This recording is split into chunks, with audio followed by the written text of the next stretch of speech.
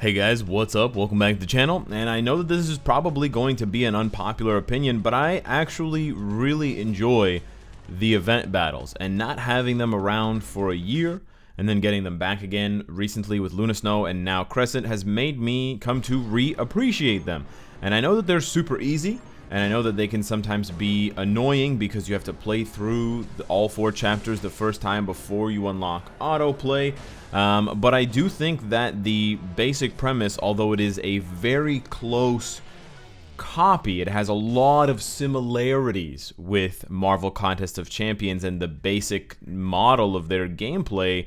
I do think that it's something that, if Netmarble wanted to, they could adapt and change and refine and actually make into a really fun game mode. I honestly think it has the potential to be one of the best game modes in Marvel Future Fight because it offers basically infinite variety, because the enemies that are chosen from the pool of enemies include, you know, any character in the game, and you could even go so far as to choose specific builds, like i.e. the #1 builds. They've already shown the ability to do that for things like World Event and Danger Room, so there's no reason why I couldn't be fighting, for example, on a harder difficulty, the #1 ranked Fandral, Volstagg, and Enchantress for the respective accounts, whether it's the same person or it's 3 different people or whatever. So the difficulty scaling and the customization of opponents is one of the things that I think is most attractive about this game mode, and it honestly reminds me a lot of Shadowland and what Shadowland used to be. When Shadowland first came out, it had pretty much every character in the game already as part of the Shadowland roster that you would fight against, so you could fight against everyone in the game. Now, I don't even want to start talking about the rewards for the event battle, because sometimes you can get some really nice rewards. You can farm, if you're lucky, you can farm 500,000 to 1,000,000 gold per day on these missions, and they only cost energy and they don't cost boost points. So there's so much to unpack as far as the potential fun-wise that this type of game mode has, on top of the fact that it has great first rewards, on top of the fact that it has good to great recurring or repeat rewards. So there's basically a lot that they could do, but I think for the most part, them i.e. being the Marvel Future Fight devs, whether the devs want to, you know, apply these kinds of things and improve this game mode and sort of build on it, it basically comes down to the question of whether this is sort of ripping off the MCOC design or not. And this is the answer that I get most commonly when I talk to game developers. I haven't spoken to the Marvel Future Fight game developers specifically. I got 2 Crescent biometrics, which is awesome.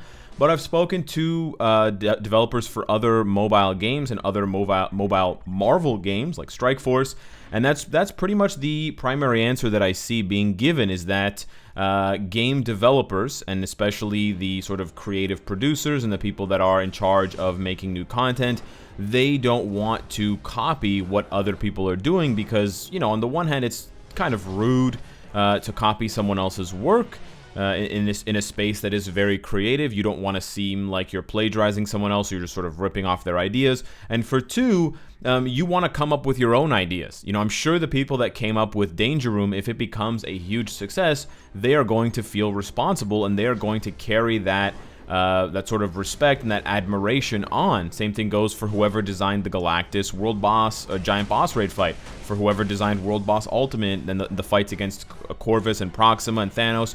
Every time the player base, you know, celebrates those game modes and says, oh man, this was such a difficult fight, but it was so fun. The mechanics, the stage design, everything, you know, even the people that just do the modeling, they're all going to feel a sense of pride and accomplishment for what they did and how they made the players, you know, have an enjoyable time. Because that's why people make video games, you know, I mean, partially people make video games for money, but people don't go into it. The Marvel Future Fight developers weren't like, let's cash in on this Marvel IP. That might have been the greater idea that the Netmarble CEOs and the sort of VPs and stuff like that, that might have been their angle. You know, hey, let's, in 2015 or whatever, 2014, whenever it was, Marvel is sort of slowly building up. They just had, you know, what's that, Ultron, Age of Ultron. They're going to keep making these movies. It seems like a good time to develop a game for them and you know, it's a cool universe with lots of different possibilities. But then when the developers sign on, their job is not to make money. That's the marketer's job. That's the people who work on the in-game shop and the monetization for the freemium games. That's their job. But the job of the people that develop the game is just to make the game as fun and as interesting as possible, because those are the games that make the most money. Sure, you have some games that aren't necessarily super fun, like maybe Age of Fire and stuff like that, where they have really aggressive monetization and they can squeak by for a few years, milk their players out of a ton of money, they can make a few newspaper headlines, but then they usually fizzle out. But the games that have stood the test of time, especially in the mobile sphere, games like Clash of Clans, Clash Royale, and other games like that, they've done so because the core game mechanics are fun.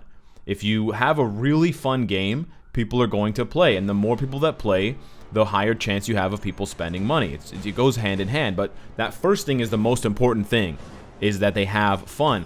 And so I think that really is the biggest obstacle and the biggest hurdle to overcome, is whether the developers who make this game, when they're making something fun and they're trying to make the game have new game modes that are fun, whether they feel like this is something that they can reiterate on and they can develop and make their own and make unique, while still maintaining that fun factor, or whether they will feel as, really, my inventory is full, or whether they're going to see this game mode as just a temporary thing and something that they can't really develop because it has too much of a resemblance to Marvel Contest of Champions. And I would really like to get your opinion on this, because personally, it's easy for me to say this because I'm not a game developer, but I don't really care that it's similar to Marvel Contest of Champions.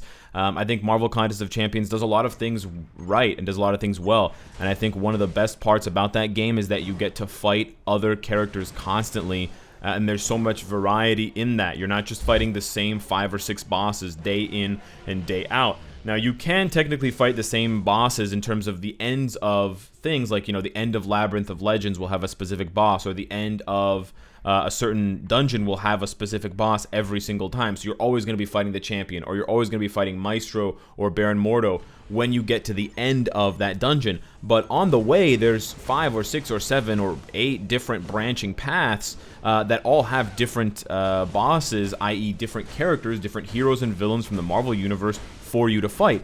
So you could take 2 different paths on 2 different days, and every single one of your fights, except for the last one, will be different, because you'll have, you know, Blade, Ghost, Loki, Doctor Strange on one path, and then another path you're going to have Hela, Ancient One, Sif, and Scourge. For example, Sif is not even in Marvel Contest of Champions, but this is just the example I'm giving you. And I think most of all, a game like Marvel Future Fight, and we say it all the time, should be utilizing more of their roster for in-game content. Why do we only fight, we only fight 5, or in this case now 7. We only fight 7 World Boss Ultimates because it's such a complicated fight. There's so many different patterns, there's so many different mechanics of the fight.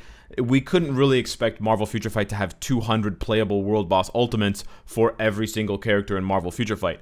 It would be hilarious to do World Boss Fandral and World Boss Red Skull, and it might be awesome, but it's just not possible. There's no game that has that much depth to it and has that many complicated mechanics rolled into multiple characters. There would be a lot of repetition if that were the case even, and so a lot of bosses would end up feeling very, very similar, and that would take away the fun of it. So I can appreciate World Boss Ultimate for what it is. It's unique, and it has to stay at a low number of World Boss Ultimates. I think 10 is probably the absolute cap, or maybe, you know, maybe 20, because otherwise it's going to start to get and feel too similar. And that's the problem you can run into with games where every enemy is a boss, like Monster Hunter World. If you guys have ever played games like that, there's so many different beasts for you to kill, and although they drop different items and you craft different weapons and armor, once you get to a certain number of expansions and certain number of monsters, you can only have so many different flying type monsters. You can only have so many different sort of like 4-legged monsters, or ones that are aquatic, or ones that rely on their tail,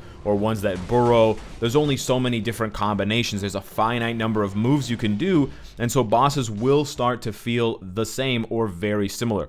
So you don't want that kind of oversaturation, but Marvel Future Fight doesn't have that problem right now. Shadowland and Timeline Battle are really the only 2 game modes where you see, or you can see, a really large portion of the roster, and even Timeline Battle has, and Shadowland has that problem. Like, this is so cool. Even just having one mechanic per fight, or even just one mechanic per boss and only having one boss per sort of path, I think is more than enough. And so I really think that Netmarble could, and Marvel Future Fight devs could really tweak this game mode, the event battle. I'm not sure what's going on connectivity-wise. I'm having some troubles here, but I really think that they could develop this further and make this into something really special. So we fixed the connectivity problems, and so yeah, essentially that's how I feel, and that's what I think of the event battle.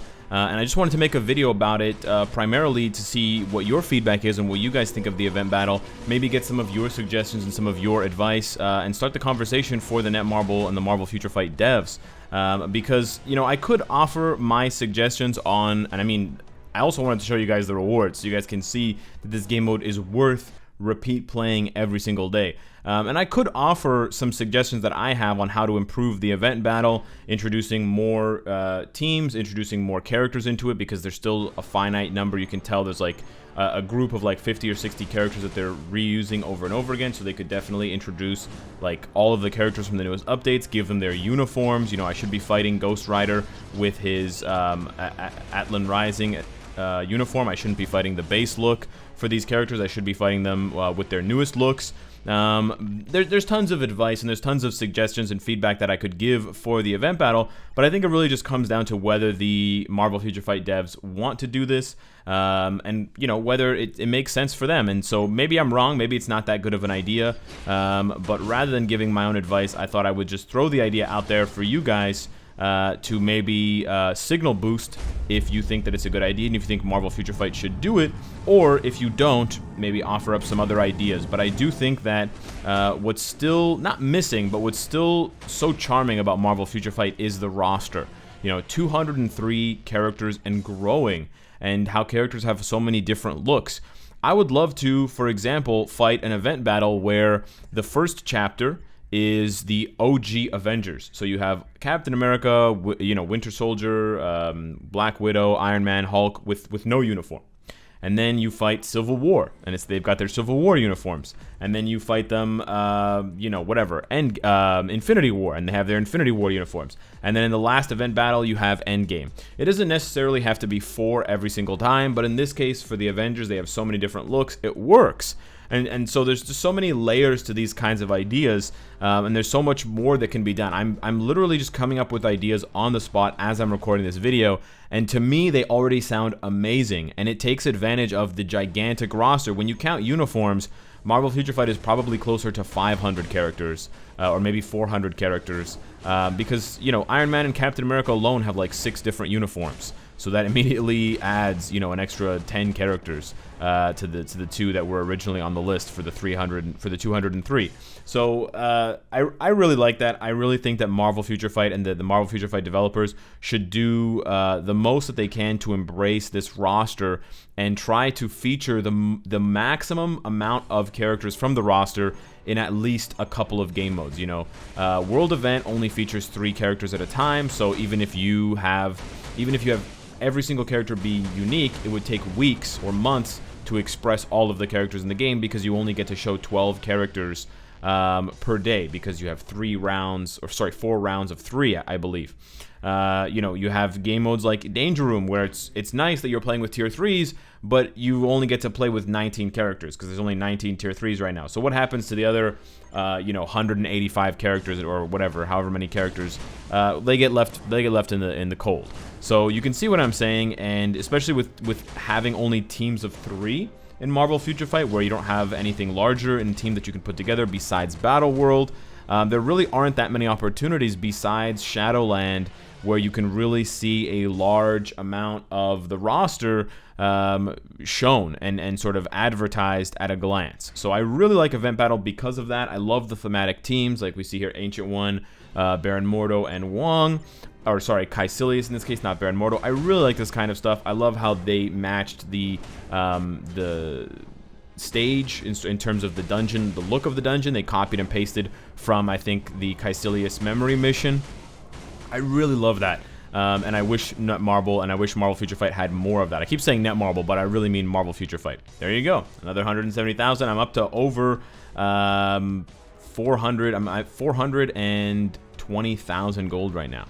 Nice. So anyways, I've rambled and ranted on long enough about the event battle. Let me know if you guys love it or if you hate it or somewhere in between. Let the Marvel Future Fight devs know what you think about this as well, and I will catch you in the next one. Thank you so much for watching, and take care.